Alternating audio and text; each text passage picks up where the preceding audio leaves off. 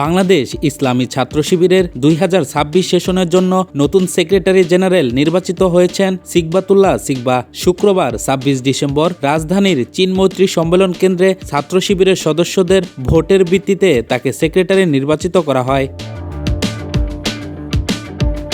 সিকবাতুল্লাহ সিকবা ঢাকা বিশ্ববিদ্যালয় শাখা শিবিরের সভাপতি ছিলেন। তিনি 2025 সেশনের ছাত্র শিবিরের দপ্তর সম্পাদকের দায়িত্ব পালন করেছেন। এর আগে ছাত্র শিবিরের কেন্দ্রীয় সাহিত্য সম্পাদক ও ঢাকা বিশ্ববিদ্যালয়ের সভাপতির দায়িত্ব পালন করেন। জানা গেছে সিকবাতুল্লাহর গ্রামের বাড়ি ঠাকুরগাঁয়ে। বাবা মাওলানা আব্দুল হাকিম ঠাকুরগাঁও 2 আসনের জামাতে ইসলামীর মনোনীত সংসদ সদস্য প্রার্থী। তিনি জেলা জামাতের সাবেক আমির।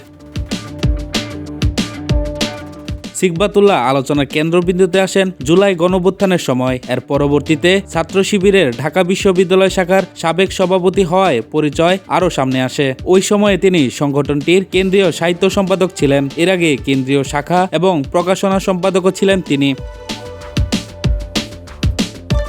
আজ রাজধানীর বাংলাদেশ চীন মৈত্রী সম্মেলন কেন্দ্রে কেন্দ্রীয় সদস্য সম্মেলনে নবনির্বাচিত সভাপতি নুরুল ইসলাম সাদ্দাম তাকে সেক্রেটারি জেনারেল হিসেবে মনোনীত করেন। এর আগে সদস্যদের প্রত্যক্ষ ভোটে বর্তমান সেক্রেটারি জেনারেল নুরুল ইসলাম সাদ্দাম সভাপতি নির্বাচিত হন। পরবর্তীতে শিবিরের সাংবিধানিক নীতি অনুযায়ী সিকবাতুল্লাহকে সেক্রেটারি জেনারেল মনোনীত করেন সাদ্দাম।